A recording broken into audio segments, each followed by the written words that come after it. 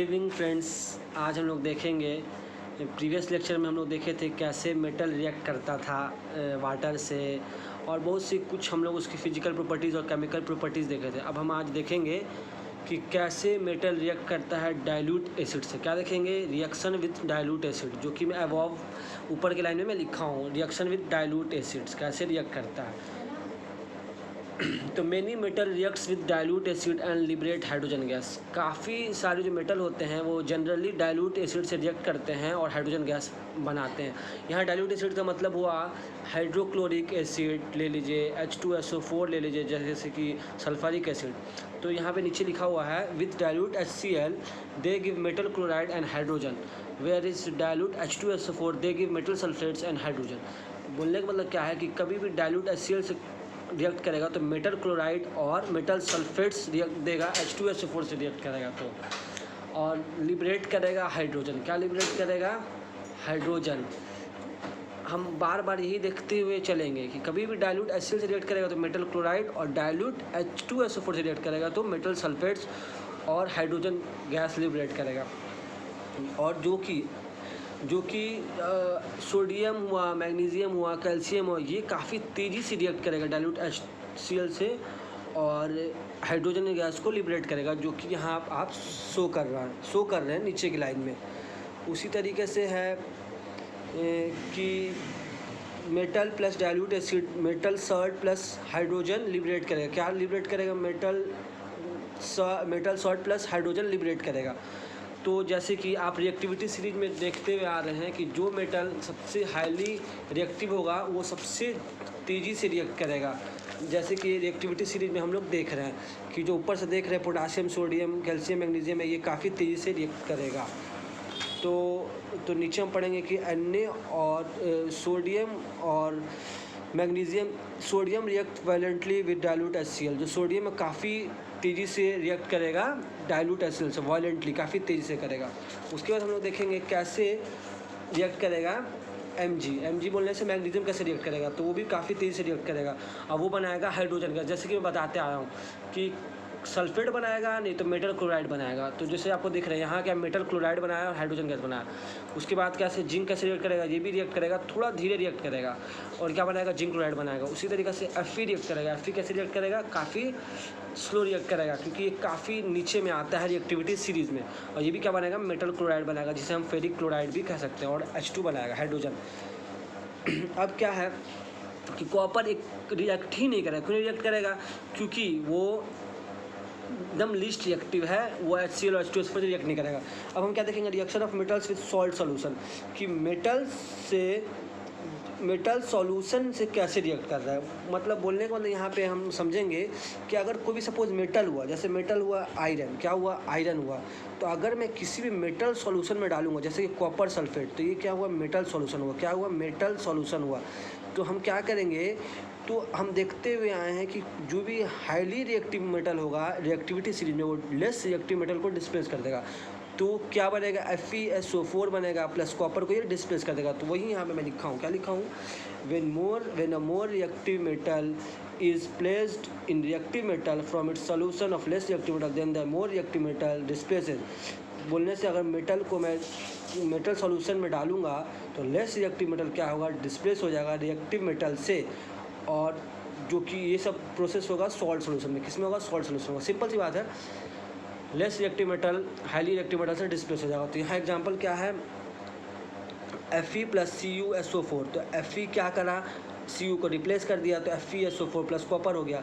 अब फिर इसको वाइस वर्सा करेंगे तो ये चीज़ नहीं होगा। क्यों नहीं होगा? क्यों? कॉपर Fe से रिएक्टिविटी सीरीज में कम है, तो कॉपर रिएक्ट नहीं कर पाएगा, तो नो रिएक्शन टेक प्लेस, कोई भी रिएक्शन नहीं होगा, क्योंकि कॉपर लेस रिएक्शन है Fe से, आयरन से। और इसे हम रैंडमली सिंगल डिस्प्लेसमेंट रिएक्शन भी कहते हैं, जो कि हम लोग फर्स्ट चैप्टर में पढ़े हैं। क्या पढ़े हैं? सिंगल डिस्प्लेसमेंट रिएक्शन पढ़े हैं। अब हम लोग क्या देखेंगे? रिएक्टिविटी सीरीज ऑफ मेटल, जो लास्ट प्रॉपर्टीज है मेटल्स का। तो क्या है? The arrangement of metals in order of decreasing reactivities is called reactivity series of metals और एक्टिविटी सीरीज ऑफ मेटल।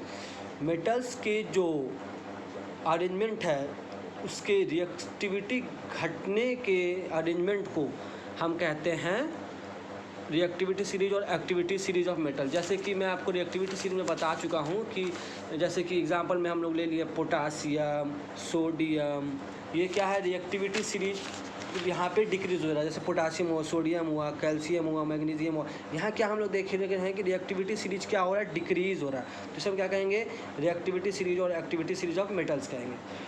और एक और यहाँ पे एक ऑब्जेक्टिव को बेस्ड क्वेश्चन होता है कि HNO3 क्यों नहीं रिएक्ट करता है डाइल्यूट HCl से। क्यों नहीं करता है, क्योंकि वो HNO3 एक ऑक्सीडाइजिंग एजेंट है और ऑक्सीडाइजिंग एजेंट रिएक्ट नहीं करता है, जो काफ़ी बार MCQ में पूछा जाता है। अब हम देखेंगे कि नॉन मेटल क्या होता है, नॉन मेटल कैसे रिएक्ट करेगा, क्या फिजिकल प्रॉपर्टीज़, क्या केमिकल प्रॉपर्टीज़ है।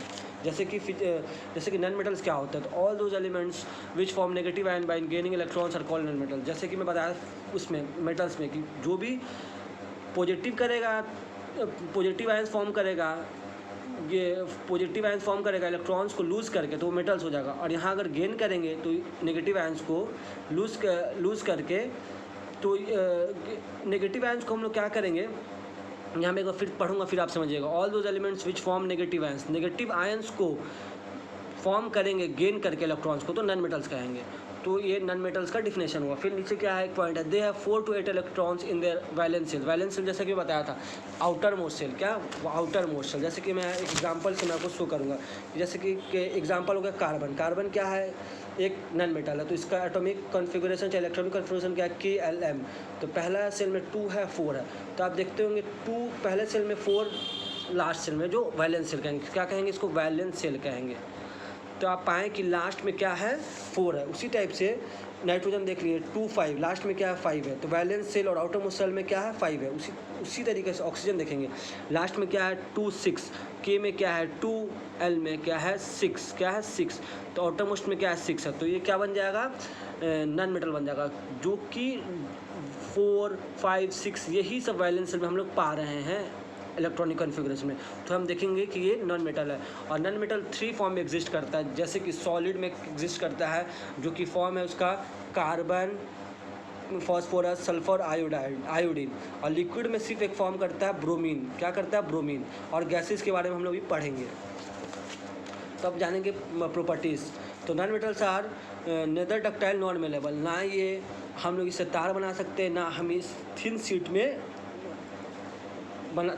में हम इसको फॉर्म नहीं कर सकते। और ये मैं आपको बताया एग्जिस्ट फॉर्म करते हैं। कैसे एग्जिस्ट फॉर्म करते हैं, सॉलिड में करते हैं, गैसेज में करते हैं, और एक ब्रोमीन जो है लिक्विड फॉर्म में भी एग्जिस्ट करते हैं। और ये क्या है, बैड कंडक्टर ऑफ इलेक्ट्रिसिटी है, इसमें इलेक्ट्रिसिटी कंडक्ट नहीं कर सकते। क्यों, क्योंकि इसमें फ्री इलेक्ट्रॉन्स नहीं होता है, मगर एक ग्राफाइट को छोड़ के, जो कि एक एक्सेप्शन है। क्या है, एक्सेप्शन है। उसी तरीके से है, they are non lustrous and can not be polished. ये नॉन लस्टरस है, चमकदार नहीं होता है, इसको हम पॉलिश्ड भी नहीं कर सकते हैं, आयोडीन को छोड़ के, जो कि नमक में हमें दिखता है। अब क्या, they are brittle in nature and have low melting and boiling point except graphite. अब ये ब्रिटल इन नेचर होता है, बोलने से कि अगर हम लोग हैमर्ड करें, हथौड़े से मारे, तो ये टुकड़े टुकड़े में बढ़ जाएगा। और इसका मेल्टिंग एंड बॉइलिंग पॉइंट भी बहुत काफ़ी लो होता है ग्राफाइट को यहाँ छोड़ के। ये एक सब एक्सेप्शन है, जो कि हम लोग एक वीडियो में पढ़ेंगे अलग से। एक्सेप्शन वो बहुत काफ़ी इंपॉर्टेंट टॉपिक है NCERT के व्यू से, और वो काफ़ी एग्जाम में पूछते हैं, तो उसको हम लोग देखेंगे आगे। अब क्या, chemical properties of non metals. Non metal chemical properties, तो नॉन मेटल्स क्या है, एसिडिक फॉर्म करता है और न्यूट्रल ऑक्साइड फॉर्म करता है जब ऑक्सीजन से रिएक्ट करता है। जैसे कि कार्बन फॉर्म करता है एसिडिक ऑक्साइड लाइक CO2। जब भी हम लोग कार्बन को रिएक्ट करेंगे ऑक्सीजन से, तो कार्बन डाइऑक्साइड फॉर्म करेगा, और हाइड्रोजन को रिएक्ट करेंगे तो वाटर फॉर्म करेगा। उसी टाइप से है नॉन मेटल। वो नॉन मेटल क्या है, वाटर से रिएक्ट नहीं करेगा, ना ही कोल्ड से करेगा, ना ही हॉट से करेगा, ना ही स्टीम से करेगा। किसी तरीके से नॉन मेटल रिएक्ट नहीं करेगा वाटर से, क्योंकि नॉन मेटल क्या प्रॉपर्टीज़ में है ही नहीं कि वो रिएक्ट करे।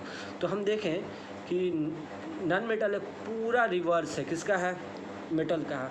तो सिंपल सी बात है जो हम लोग देख लिए यहाँ पे नॉन मेटल। अब हम लोग आगे देखेंगे how metal react with non metal अगले क्लासेस में, जिसमें हम लोग पढ़ेंगे आयोनिक कंपाउंड क्या होता है। वो काफ़ी इंपॉर्टेंट चैप्टर है, जो कि मैं काफ़ी अच्छे से उसको समझाया हूँ NCERT के व्यू से, और उसको आप देखेंगे तो आपको काफ़ी अच्छा वैल्यूएबल नॉलेज मिलेगा।